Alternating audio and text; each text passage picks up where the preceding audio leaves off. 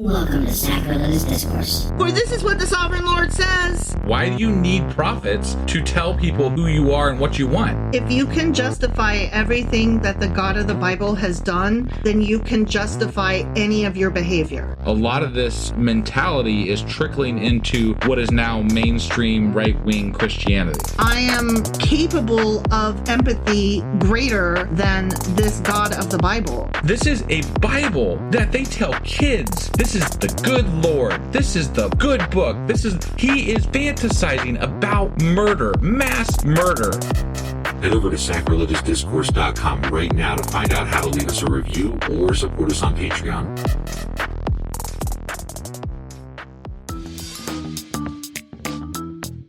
Hey there, sinners and saints. It's your favorite Bible-bashing duo from Sacrilegious Discourse, and we need your help. That's right, folks. We're raising funds for some heavenly equipment and a studio that doesn't sound like it's in the depths of hell. Our current setup, let's just say it's more apocalypse than audiophile. So if you want to hear us dissect the Bible without the background noise of demonic squirrels, chip in a few bucks. We're aiming for $5,000 to upgrade our audio and build a studio worthy of blasphemous banter.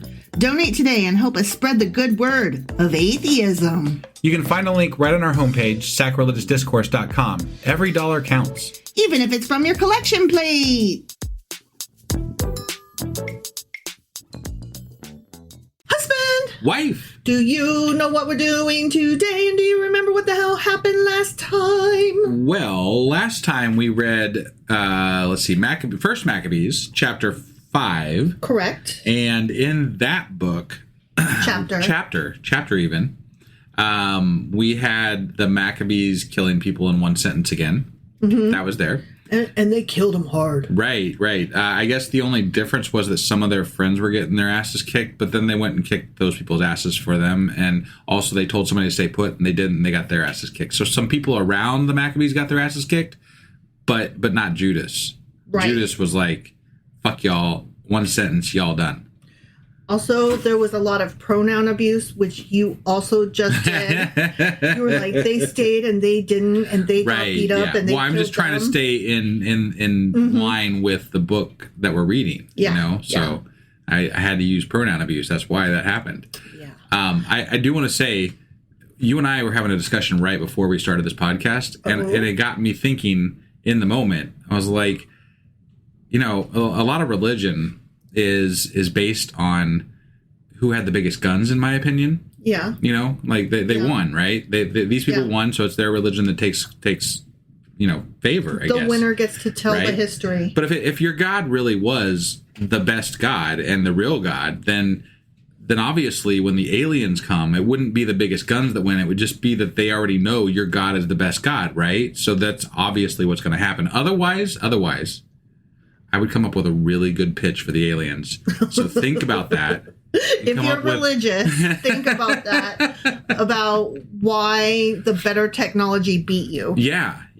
If you go ahead and plan it out now, then you can actually maybe even convert some people. I'm just saying, you got a whole chance to convert some aliens, maybe, right? If you got a good pitch. Although some of the Christians that I know are so hardcore that there's no such thing as aliens, period, the end. Right. I guess their God is too small for the universe. Well, I'm just saying, if that happens, you might want to think about some things. Right. And like how you're gonna pitch this to somebody that's like way more technologically advanced than us. Mm-hmm. So, just my thoughts there, that's all. For some Christians, there are some humans way more technically advanced. I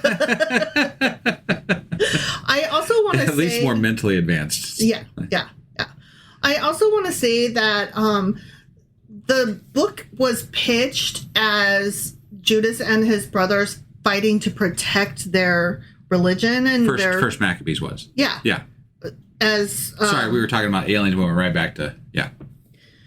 As protecting their Jewish neighborhoods and houses and church buildings and stuff. Yeah.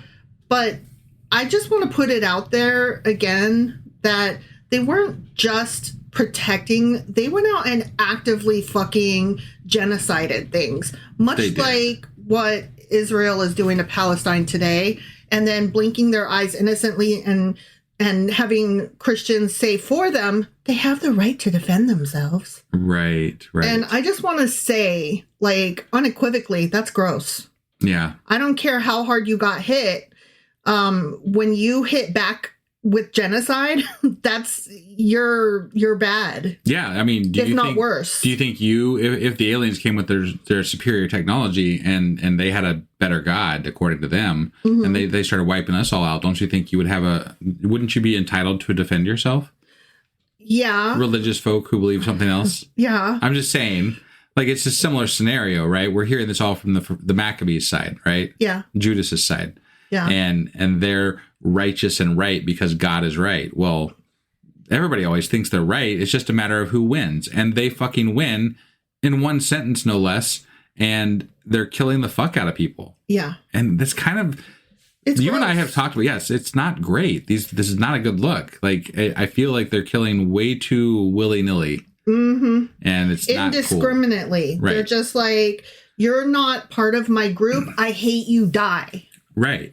And that's never okay. I'm sorry. It's just not. No. And I'm not Christian, wasn't raised Christian. You don't have to be Christian to think that. No, and we've talked about morality with atheists before, but look up that episode if you're worried about atheists having more morality, because we do. We do. Sorry, I don't believe in people committing genocides. I think that is bad and wrong. Right. Sorry, not sorry. So we read Chapter 5 last time, and this time we'll be getting into the first Maccabees. Chapter 6. All right, let's do this. Okie dokie.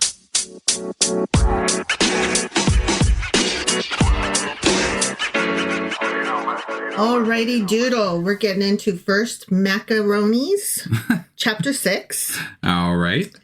King Antiochus, remember him? Oh, he's back. Mm-hmm. Epiphanes. Yeah. Epiphany the Fourth. Yeah. He was traveling, as you do, through the upper countries. Okay. And while he was out and about, flittering hither and yon, he heard that in Elamaeus, in Persia, there was a city renowned for riches, for silver and gold, and that the temple which was in it was exceedingly rich, and that in it were golden shields, breastplates, and weapons, which, and this is still the same sentence. Yeah. Alexander, son of Philip, the Macedonian king who reigned first among the Greeks, left behind there. Because he was nice. And he didn't try to usurp people's, like, because Alexander the Great was more about unification and allowing each individual community, tribe, whatever, to maintain their own as long as they bent the knee to him. Right. And they were like, oh, we pay taxes, I guess, whatever, but we still get to live the same life. The fuck do we care who's in charge? Right. As long as we get to live our same life. But that's this guy's cool. Like, whoa, there's shit tons of gold. Let's go get that shit. He's like, I can't believe Alexander didn't totally loot and take the spoils of war. Right. So he came and tried to take the city and to pillage it, as you do when you stumble across a city, right? Oh, they said tried, though. Tried. Okay. And he was not able because his plan was known to them of the city. And they rose up against him in battle. So they got the memo. This dipshit is about to come try to take our stuff. Let's fight him. I feel like it might have been like telegraphed way in advance because he's pillaged other silver and gold. And I'm like, they're like, hey guys, we have silver and gold. He seems to be marching our direction. Right. Dude's probably going to try to take it. Yeah. Just saying. He's bound to head this way eventually. Right, yeah. He fled and returned to Babylon with great disappointment. He was so sad. I didn't get to steal gold and silver. Then someone came into Persia bringing him news that the armies which went against the land of Judah had been put to flight. Yeah. And that Lysias went first with a strong army and was put to shame before them. And that they had grown strong because of weapons, power, and a supply of plunder, which they took from the armies that they had cut off. And this chapter has too many run-on sentences. Yeah. I'm so sorry. No, it's fine. And that they had pulled down the abomination, which he had built upon the altar that was in Jerusalem. And that they had surrounded the sanctuary with high walls as before, and also God. Beth Shura, his city, Wow. period. Thank you for ending the sentence. Right? Yeah. I bet that Antiochus did not refer to the altar as an abomination. No, I bet he didn't. But this is they made written it by sound the like Maccabees. he did. Yeah, I know. I'm like, he didn't call it an abomination. How dare they tear down my horrible evil shit? That's not the way he saw it. Yeah, it's like they're narrating for him, but from somebody else's point of view. Right? Like, that's called, in the writing circles, that's called head hopping. And we don't do that. Or bad writing. Yes. Yes. But specifically when you are in omniscient POV. Yeah. And you're from one perspective, even though you're omniscient, you generally are telling the story from one character's perspective. Yeah.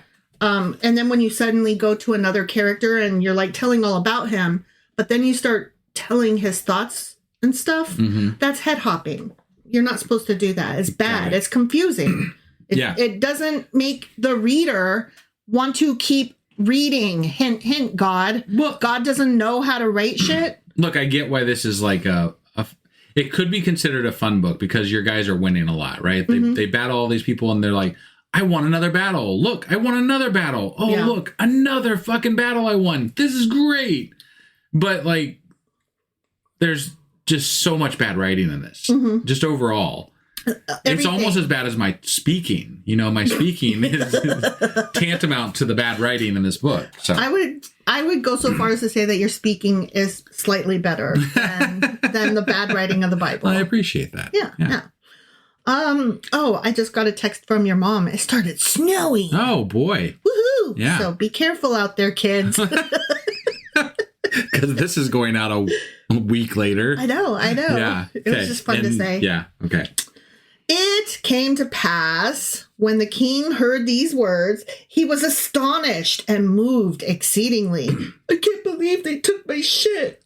He laid himself down on his bed and fell sick for grief because it had not turned out for him as he had planned. I didn't get my gold and they took my guys. This is just a bad week. I'm like, let me get this straight. He threw a fucking temper tantrum? That's what it sounds like. It almost sounds like the way Trump threw a plate of ketchup at the wall. Right? Yeah. It's almost like people with unlimited power are big fat babies and can't handle having their hands smacked and being told no, for a minute. It seems to hold pretty true in my estimation. Yeah. That is kind of, it seems like there should be evil smart people out there, who don't throw temper tantrums. No, you're right. Those are the ones that just get away with it. We don't really know what they're doing. In the background. Right. They run the strings from behind. They exist. They just, they stay out of the press. They're not dumb. So, right. Okay. Yeah. We only hear about the dumb ones. Yeah. And boy, they are so dumb.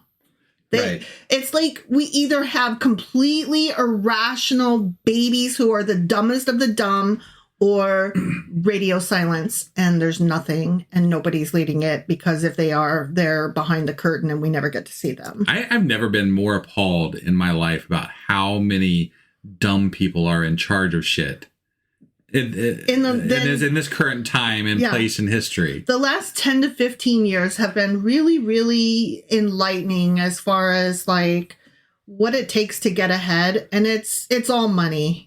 None of it has anything to do with how smart you are, because there's so many dumb people. Right. So, yeah, it's all money. And that's depressing. Let's read on. I could create a list of everybody that I don't want to be in power anymore, but I think somebody already did that. We just haven't seen it yet. Probably. Anyways, he was there many days because great grief continually gripped him. Yeah. That was great grief gripped him. I love that. And he realized that he would die. Wow. Melodramatic. He didn't get his gold as people are dying. He's like, I want to die. This sucks. That's like, I don't know how true it is, but I read somewhere that Trump was like talking about being on his deathbed and how he's not going to get into heaven, and that makes him really sad. And I'm like, I don't believe for a second that he believes in God. I think that he believes every so often it occurs to him, oh, I really am evil. because he's a baby. You know what I mean? And it's simplistic. Look, you wouldn't act like that fucker has acted it throughout his life and believe in a God. He is so not giving a shit about whatever happens after he dies that he doesn't care. I disagree, because he's always been kind of Looney Tunes, right? And the more Looney Tunes you are, the older, as you get older, you start to find your wondering about the afterlife, I guess. And he's definitely exhibited signs of that. And he's definitely Looney Tunes. Oh, yeah. So I think that it's occurred to him, I am old now. I might actually die soon. And suddenly, like, it doesn't matter. Kind of it does. Because I might die soon. Like, that's how I feel. I feel like it has kind of slowly crept up on him, the awareness that he is old and ill and infirm. I guess. I don't think that it will matter anymore to me as I get older or closer to death. You're not Looney Tunes. Right. Nor are you with unlimited power. Right. It's not the same. I guess. You have always thought about being a good, decent person. Right. So it's not even the same comparison. Yeah. Okay. Anyway, so he's like, I'm gonna die. I didn't get my way. I wanted to own the planet. He called for his friends. Oh, that made me think. He called for his pipe, and he called for his drum, and he called for his fiddlers 3. You know, old King Cole was a merry old soul, and a merry old soul was he. Got it. Yeah. Called for his pipe, and he called for his drum. Yeah, it's been a long time since I've heard that. Called for his fiddlers 3. He called for all his friends. He did. Yeah. Yeah. And he said to them, quote, sleep. How do the Maccabees know what was said? They weren't there. They don't. Okay. I'm just curious. Maybe it was written down. Okay. Sure. Maybe it was recorded. Maybe somebody told them what he had said. Well, rumor has it. Yeah. According to the Maccabees, this dying, sad crybaby king said, sleep departs from my eyes and my heart fails because of worry. I said in my heart, to what suffering I have come. Oh, woe is me. How great a flood it is that I'm in now, for I was gracious and loved in my power. But I remember the evils which I did at Jerusalem, and that I took all the vessels of silver and gold that were in it. Yeah, that's what he said. Yeah, Okay. And I sent out to destroy the inhabitants of Judah without a cause. Hold on. He just got done trying to get gold and silver from some other people. Yeah. He doesn't give a fuck what he did to the people in Jerusalem. He's just pissed off that his people are dying, and he's losing power because this other guy, Judas, is like beating the fuck out of him. And the Maccabees are like, I bet he's sad because he hurt us. Well, it's real nice and fun to think that, right? It's fun to think that this guy has we'll show him. He'll suffer now. He's sorry, right? He's sorry because he got caught, because it feels good to have somebody wallowing in their own suffering and pain over what they did to you, right? Mm-hmm. So they're projecting that onto him. But these things never got said. Come on. Yeah. I don't believe this for a second. This is just them saying that he said these things because they wanted him to. Wasn't it a Beyonce song that kind of went something like, don't tell me you're sorry when you're not. Baby, when I know you're only sorry you got caught. You're probably right, but I have no idea. So. Yeah. And there's a woo in it, because they always do that. Woo! Yeah. Okay, anyways, he's still moaning and groaning and crying. Yeah. I perceive that it is because of this that these evils have come upon me. Oh, I was mean and bad. That's why I got old and decrepit. Right. Not because I'm human and that happens to humans. They get old and decrepit. Well, maybe if he cared more about military campaigns than he did about greed and things, maybe he'd have been okay. Right. You know? That's true. That is true. Because it sounds like he had plenty of resources. He's a shitty leader. Right. Oh, wow. Yeah. Behold, I am perishing. That's so dramatic. Through great grief in a strange land. Okay. Okay. I really don't believe any of this story. No, none of this this is all happened. bullshit, if you ask me. Yeah. Okay. Don't make shit up and then tell me, oh no, that he totally said that. Right? Yeah. We have no way to know. Right. But We just decided this is definitely how it went. Then he called for Philip, one of his friends, and set him over all his kingdom. Oh, he really is about to die. He's like, I'm about to die. Okay. Prince Philip. If he is about to die, it's not because of grief and sorrow. No, he's just old and sick. Right. He gave him his crown, his robe, and his signet ring, so that he could guide Antiochus his son and nourish him up that he might be king. Oh. So, okay, I am putting it out on my bingo card that Philip is not going to pass this on to Antiochus Jr. Wait. There's multiple Antiochuses. Is this Antiochus not the This is Antiochus IV, the terrible dude. Oh, but his son is Antiochus V. Okay. And so he's telling Philip, oh, I'm about to die over here. Go home, Prince Philip, with all my shit and give it to my son, Antiochus V, and raise him up. And Philip's like, sure, I will, bud. Then King Antiochus died there in the 149th year. He's the second person to have lived to 149. The first guy was the guy from the Maccabees, the dad of Judas or whatever the fuck his name was. Yeah. He lived to like 149 too. I'm like, what's with the 149 years? I don't know. It's special. It's a special number. Also, it's ridiculous. It is ridiculous. And if he lived to 149, he didn't die of grief and sorrow. He died because he's fucking ancient. Yeah.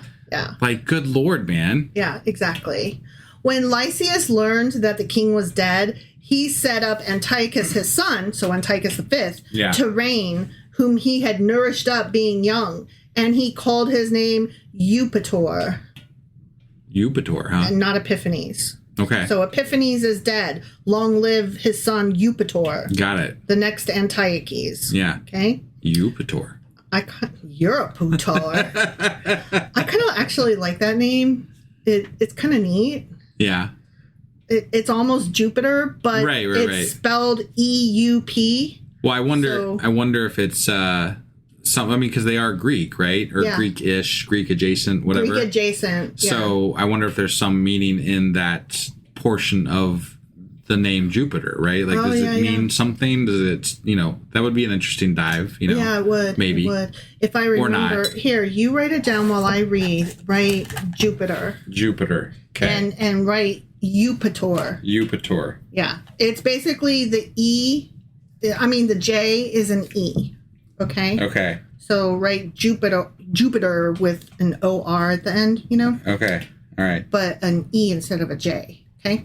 Those who were in the citadel kept hemming Israel in around the sanctuary and always sought to harm them and to strengthen the Gentiles. Yeah, those evil fucks. Yeah. Trying to get us all the time. Judas planned to destroy them, as you do when you are Jewish and in power, I guess. Sure.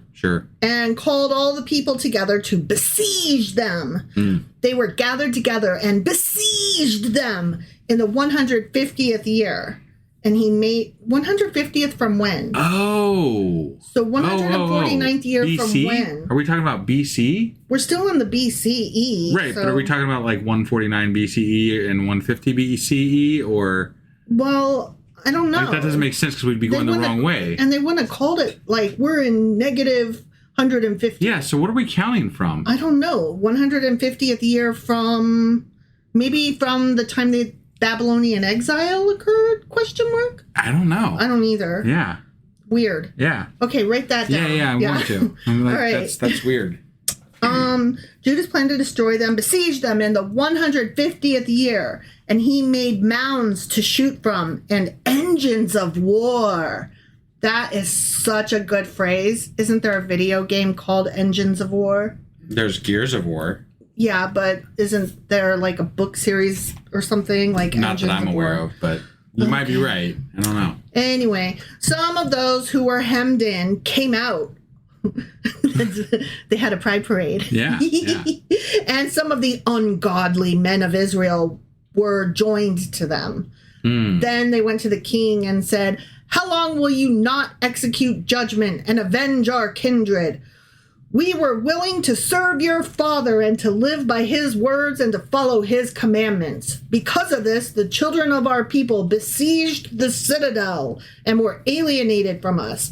But as many of us as they could catch, they killed and plundered our inheritances. Not against us only did they stretch out their hand, but also against all their borders. Behold, they are encamped this day against the citadel at Jerusalem to take it. They have fortified the sanctuary and Bethshura. If you don't quickly prevent them, they will do greater things than these, and you won't be able to control them." Yeah. Yikes. Yeah. Get a handle on this guy. I would just like to point out that once again, they've left off their end quotation mark. Sure. And so I'm grateful that at least it's a new paragraph so that I could have that break and be like, is this the same or different? Right. It's different. Okay. It's different. Yeah. When the king heard this, obviously, end of speech. Right. Okay? Yep. When the king heard this, he was angry and gathered together all his friends, the rulers of his army, and those who were over the cavalry. Okay. Bands of hired soldiers came to him from other kingdoms and from islands of the sea. Islands like Greece? The number of his forces was 100,000 infantry and 20,000 cavalry and 32 elephants trained for war. What's the difference between infantry and cavalry? I know the difference between those and elephants. Infantry is ground troops and cavalry is horseback. Oh, I didn't know that. No. Yeah. You're looking at me like I'm an idiot. I didn't know. You're like, duh, stupid. And I'm like, if I knew that, I wouldn't have asked. Got it. So why are you making the face like you can't believe? Because I guess in my mind that was common knowledge. I didn't realize that it wasn't. I don't know war things. Oh, okay. Yeah. All right. Sorry. You know what that reminds me of? You were in the army. Yeah, but I wasn't really infantry or cavalry. I was office. Right. Yeah. I was stayed behind and non-deployable. Sure. I was not wartime. Got it. What it reminds me of is when Taylor Swift was asking her boyfriend, what's his butt, Kelsey, about football. And wasn't it neat or weird to play against his brother?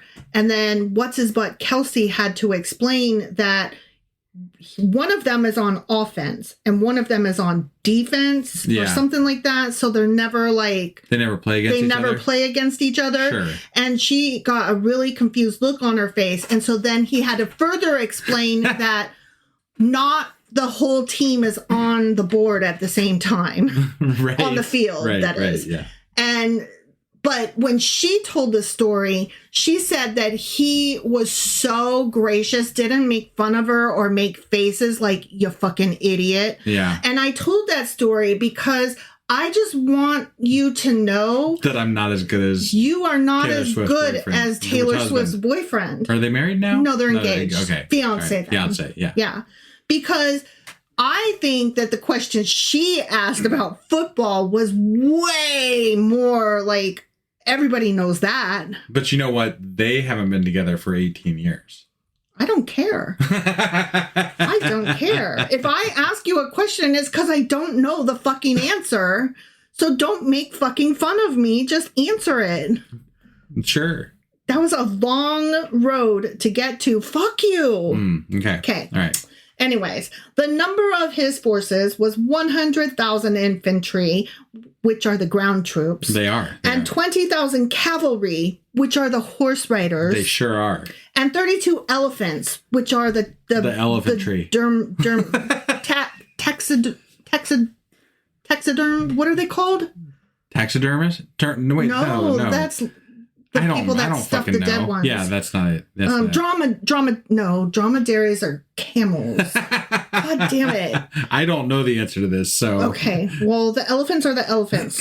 And all of those I thought elephantry was pretty good. The elephants are the elephantry.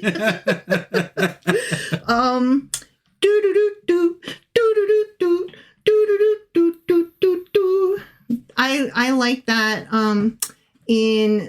what movie is that where you know what? I think it's the Jungle Book. Yeah, that goes with the music you were just humming. Yeah. When he gets separated and he decides he's gonna join the elephant army. Yeah, and he's not an elephant. Right. Mowgli, that's the boy's name. Yeah. Okay. Anyways, that's way off topic. Sorry. Okay, so all these fucks are trained for war. They went through Idumea and camped against Beth Shura and fought against it many days and made, again, engines of war. So many fucking engines. Yeah. The Jews came out and burned them with fire and fought valiantly. That's a sentence you don't ever want to hear anybody say ever. Right. I don't want anybody to burn anybody with fire. Well, I think they burned the engines of war that they had just created. Oh, yeah. Okay. Judas marched away from the citadel and encamped at Beth Zacharias. That is a fun name. Beth Zacharias. Okay. Near the king's camp. The king rose early in the morning. So this is little Antiochus Eupator. Got it. He rose early in the morning and marched his army at full speed along the road to Beth Zacharias. His forces made themselves ready to battle and sounded their trumpets. Like, I would just sneak in. I'm not announcing my shit. Sure. Here I come. Look out. Like, why? And when Judas saw them doing that, he was like, meow. Yeah, he did not roar like a lion. No. He roared like a baby cub. Yeah. They offered the elephants the juice of grapes and mulberries. Baby, you never offer me grapes and mulberries. We had a mulberry bush for a while. We did, and I ate all of the mulberries off that bush. So I would stand out there for hours just like picking at the tree. You would. You'd be like, are you coming in anytime soon? And I'm like, there's still more left. I had to get them all before the birds. Well, or the squirrels or whatever. Yeah. Like they would all drop to the ground, and then you're like, damn it. Yeah. And then you can't, because they would have been squished and, pooped on and peed on probably. Yeah. I had to get them while the getting was good. Right. And I did. Yeah. That they might prepare them for the battle. So they're stuffing the elephants. Here, have all this yum-yums. They distributed the animals among the phalanxes. Say it. Phalanxes. Phalanxes. Yeah. I like e's instead of as. Got it. Phalanxes. Got it. Sure. Yeah. 6th. I cannot. They set by each elephant 1,000 men armed with coats of mail and helmets of brass on their heads. 500 chosen cavalry were appointed for each elephant. Wow. Tell me that's what does 500 people riding on the elephant. I have to wonder. What did the elephant do? It instilled fear. Is that what it did? And it also inspired awe. But what was the logistical use of it? Was there somebody up there, because it's higher, shouting orders and stuff? And hey, and go over there, guys. Also carrying stuff. And also they would hold their flag and blow their horn and stuff. Okay. Yeah. I can see it in my head. It would be rather intimidating and awe-inspiring. Well, yeah, for sure. And also because they're not from that specific area. Right. So it's just it gives you a moment of pause because you're like, what the fuck is that if you've never seen one before, right? Yeah. So yeah, just even the image itself was enough to make the opposing army stop for a minute. Yeah. These were ready beforehand wherever the elephant was. Wherever the elephant went, they went with it. They didn't leave it. They're like, follow the elephant. Strong, covered wooden towers were upon them. Oh, dang. One upon each elephant. Wow. Fastened upon it with secure harnesses. Okay. They put a tower on top of the elephant. Like a lot of weight you're putting on that elephant. That's mean. Right? Because elephants can paint and they mourn their dead and they remember each other even after years apart. Yeah. And they love their children. Right. Like the matriarchs, they're a very matriarchal society, and the matriarchs, they are very loyal to their children, and they're just lovely. Yeah. Elephants are lovely creatures. Yeah. They cry. Did you know elephants can cry? I did. I did know that. I love elephants so much. Like, just thinking about elephants makes me happy and makes my heart glow a little bit. And I can feel my heart glowing right now. You can hear it glowing. No, I can feel it glowing. Maybe we should go to the doctor tomorrow. Fuck off. It makes me happy to think of elephants because they're just pure. I gotcha. They're not, like, I would like to think that of dolphins because dolphins are all like that too, except they're also rapey. Mm. And elephants are not rapey. You don't think there's evil elephants out there? I'm sure that there are evil elephants, but elephants, generally speaking, are good. They're just good. Okay. They do art. They're creative. I know. And kind. I know. Okay, I'll stop. You're giving me the look. Upon each of the towers...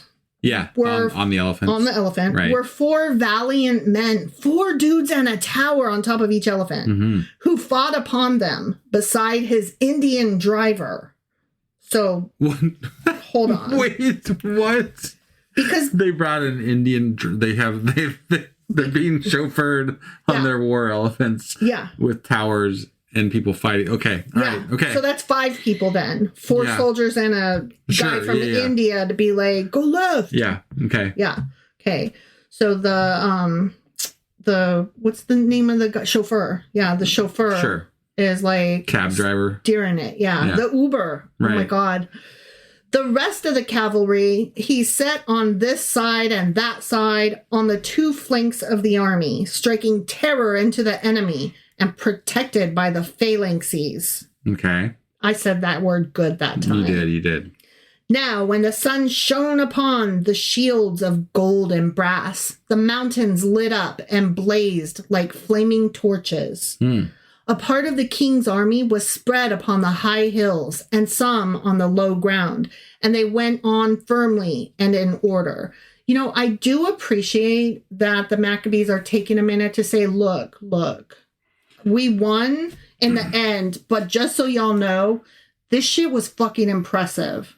We're not going to leave it out because we beat them in spite of how fucking impressive those goddamn elephants were. Right. You know what I mean? Yeah. Like, I appreciate that they're like, no, they brought some shit to the table, guys. Sure. Them elephants. Yeah.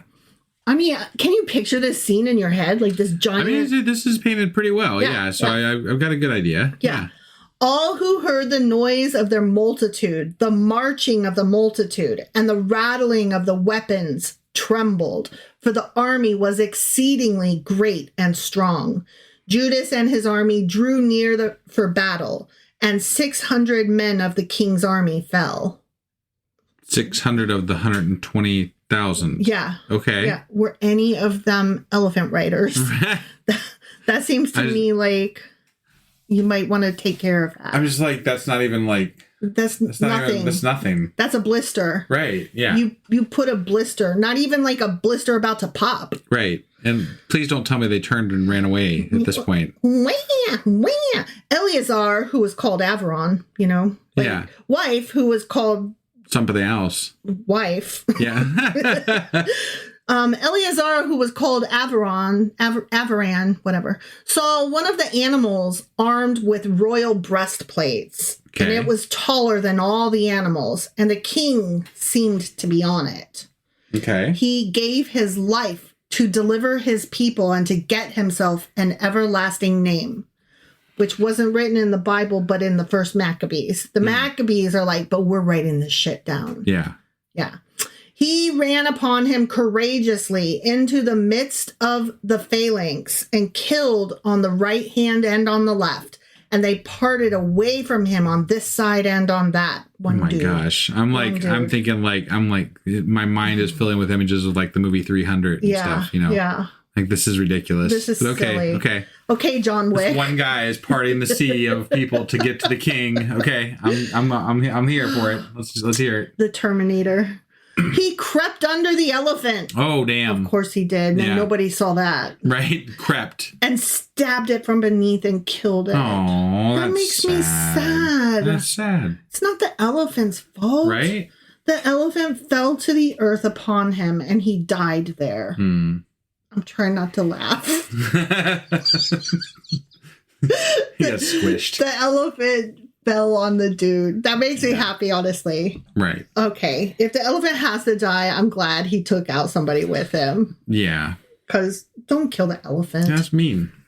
They saw the strength of the kingdom and the fierce attack of the army and turned away from them. Yep. Oh my God. Yep. Wait. One of our 30 elephants. Everybody run. They killed 600 people and an elephant. And then then they're taking their 120,000 of which they didn't even kill. Excuse me. They killed 600 people and then John Wick came in and killed everybody left and right and killed the elephant. But they killed less than 1% of the army. But then John Wick killed the rest. Okay. Yeah. All right. You missed that part. Whatever. You were busy making your own. No, he got squished by an elephant. Mm-hmm. So. Yeah. And they parted ways to let him get to the elephant, apparently. Because he was just John so badass, you know? He was Indiana Jones with a whip, you know? And a gun, you know? You can tell this story was written by the winners, because, no. Yeah. This did not happen like this, guys. It absolutely didn't. No. You can't, on one hand, tell me how awesome and fear-inspiring this army is, and then be like, and then magically he was like a left and a right and a left and a right, and he took them all down single-handedly. And why would your king of all people be right up front in an army of 120,000 on the biggest elephant? Wouldn't your king with a glowing arrow pointing right to him? Right, king here. Wouldn't your king be in the fucking back? Mm-hmm. Like, that's where I would keep my king, because it's the king. It's almost like you've played chess. Well, yeah, I have. Yeah. I love that game. But the soldiers of the king's army went up to Jerusalem to meet them, and the king encamped toward Judea and toward Mount Zion. So I guess he got another ride. Because he didn't die. His elephant did. Okay. You know? Okay. His elephant fell. I'm a little confused because they're not... I thought they ran away. They did. And then so the king's like... They ran away a little bit and then camped somewhere? Yeah. Okay. He gathered them. All right. And the king encamped toward Judea and toward Mount Zion. He made peace with the people of Bethsura. He made peace, or he was like, you're mine now. Okay. He came out of the city because they had no food there to endure the siege, because it was a Sabbath to the land. The king took Bethsura and appointed a garrison there to keep it. Yeah, they didn't accept you. You took over their city. Right. What are you trying to... This is dumb. He encamped against the sanctuary many days and set there mounds to shoot from, and engines of war, as you do. Yeah. And machines for throwing fire and stones, and weapons to throw darts and slings. So lots of trebuchets and catapults and things like that. Sure. The Jews also made engines of war against their engines. My engine's bigger than yours. I'll show you my engine if you show me yours. And fought for many days. But there was no food in the sanctuary because it was the 7th year. Yeah, you said that. Mm-hmm. And those who fled for safety into Judea from among the Gentiles had eaten up the rest of the stores. Yum, yum, yum, yum, yum. There were only a few people left in the sanctuary because the famine prevailed against them, and they were scattered, smothered, covered. Just kidding. They were just scattered, each man to his own place. Mm-hmm.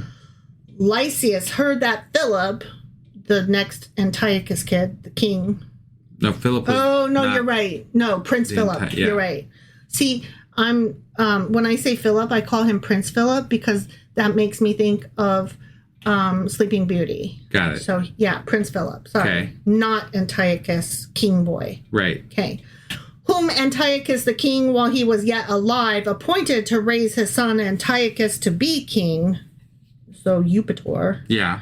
Had returned from Persia and Media. And with him the forces that went with the king, and that he was seeking to take control of the government. Ooh, Prince Philip coming. Okay. He coming, I told you. All right. He made haste and gave orders to depart. He said to the king and the leaders of the army and to the men, "We get weaker daily. Our food is scant. The place where we encamp is strong, and the affairs of the kingdom lie upon us. Now, therefore, let's negotiate with these men and make peace with them and with all their nation, and covenant with them, that they may walk after their own laws as before. For because of their laws which we abolished, they were angered and did all these things." Okay. So he's like, let's quit this and let them have their shit back. Right. But it was just politically expedient. Because, this guy is like, I'm going to lose my kingdom if we don't get back. So let's wrap this shit up and let's get on back. Yeah. And how do we wrap it up quickly? We give them what they want. Okay. Yeah. So there you go. You guys got it. Yeah. Okay. Yay. We're still in charge, but just do what you want over here. Pay us taxes, but do what you do. We don't care. But then, of course, Judas and the Maccabees, they wrote about this as though, you said, John Wick fucking slaughtered an elephant and won the day. Yeah. No, that's not what happened. Sure it is. We all love a good John Wick movie. I mean, how many of them are there? And now there's one called Ballerina, which is a John Wick story. Is it? Yeah. I didn't even know that was a thing. Yeah. I want to see it, even though... Is it just called Ballerina? No, it's called Ballerina, a John Wick story. Oh, okay. All right. Yeah. That's how you know that it's a John Wick story, is because it says title, it's a John Wick story. Yeah. Right. It says so. Right. Literally in the title. Yeah. It subtitles itself and tells you what it is. Well, sure. They're like, don't be confused. This ain't no ballet story about... You can't go see a John Wick movie that doesn't say it's a John Wick movie. Right? For God's sakes. Yeah. That's why, in the Star Wars franchise, they'll be like, Rogue One, a Star Wars story. Right. They got to tell you what it is so that you don't be confused. Yeah. I love Rogue One, just so that we're clear. I think that it is, of all of the non-original Star Wars movie, it is the superior Star Wars story film. Yeah, I liked it too. I know there's a lot of people that are Star Wars fans that do not like it, but... Well, they, quite frankly, can fuck off. Right. I mean, you don't have to like everything I like. Right. And I don't have to like everything you like. That's right. But we'll just have to agree to disagree. In my opinion, Rogue One is right up there with the original trilogy, and I love it. Yeah. The end. Anyways, we're almost done. Let's bring this home. Sure. Okay? The speech pleased the king and the princes, and he sent to them to make peace, and they accepted it. The king and the princes swore to them. I swear. I don't know the rest. On these conditions, they came out from the stronghold. Then the king entered into Mount Zion. He saw the strength of the place and broke the motherfucking oath which he had sworn. Oh. I did not see that coming. I didn't either. And gave orders to pull down the fucking wall all around. Wow. Oathbreaker. Wow. Not what a cool. Dick. That's not okay. Then he left in haste and returned to Antioch and found Prince Philip, master of the city. He fought against him and took the city by force. Okay. He's like, excuse me, Philip. You're like my uncle. You're not the king. Get out. Right. This is mine. And also, I broke oath with that other thing and I took it against your orders. Right. Yeah. That's not cool, though. Nasty. That's not cool. You don't make an oath. You don't make a promise. You don't do that. You don't make peace and then break the peace. Right. That makes you the bad guy. Sure. I don't think they really cared about being bad guys back then. None of them did. And we're not supposed to be on their side anyway. We're supposed to be on the side of the Maccabees, the Maccadoodles. Per the story, sure, whatever. I don't particularly like them either. No, I don't either. I'm just saying, like, if we're gonna, like, quote unquote pick sides, we're supposed to be like, let's go, Judaism people. Let's go, early Israelites. Let's go. Get them. Right. Yeah. I'm not. But they were kind of terrible too. They were very terrible. They were all terrible. Right. All of them were terrible. Yeah. They were all rapey, murdery, looty, steely, takey, slavey. Yeah. I don't like any of them. Right. Was that all we got today? That's all we got. The end. All right. Well, that was First Maccabees chapter 6. Sure as fuck was. And I don't know what tomorrow brings, but we'll be back sometime. So we'll see you then. We will see you next time with First Maccabees chapter 7. That's the one. Or you can join us on Tuesday for our live Discord at 10 p.m. Eastern, where we are continuing our timeline through the Old Testament so I can figure out what the fuck. You know what I should do? I should say we have these episodes going out on Mondays, Tuesdays, and Thursdays for the Maccabees. And our live Discord comes out live on Tuesday, but it comes out on the feed on Wednesday. So Monday, Tuesday, and Thursday is Maccabees. Wednesday is the live. Tuesday is the live event. Right. Which will come out on the feed. That wasn't confusing at all. No. Not even a little bit. Just, No. But you know what we're going to do now? We're going to go. Yeah. Go. Bye. Right. Bye.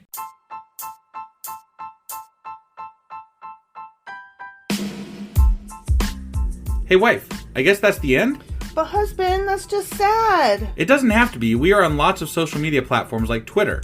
Our handle there is sacrilegious_D. For D's nuts. Oh my God. Stop doing that. Anyway, we're also on Facebook, Instagram, and Pinterest. There's a link to all of our social media sites at our website. Ooh, we have a website? Yeah, it's sacrilegiousdiscourse.com, where you can also find a link to our merch shop. We have a merch shop? Yep, we have podcast-themed clothing, mugs, notebooks, and more, as well as an atheist and science-themed products. Wow, our fans should really go check that out right now. Definitely. They can get in touch with us by sending an email to sacrilegiousdiscourse@gmail.com. But before they do that, we could really use some help. Oh yeah? With what? Well, it's not free running the podcast, and we need some financial support in order to get better equipment, which will free up time so we can concentrate on our podcast and our fans. Okay, so what should they do? Head over to patreon.com/sacrilegiousdiscourse and sign up as a contributor on our podcast. Supporters there receive additional bi-weekly episodes that we record just for our Patreon members for as little as $2 a month. Also, we'd really appreciate it if you would like and subscribe on whatever platform you're using. And Apple Podcast reviews help us out tremendously. Like and subscribe. Leave an Apple review. Join us on Twitter. Support us on Patreon. That's a lot of instructions. Don't forget to say thanks. Thanks. Okay, bye.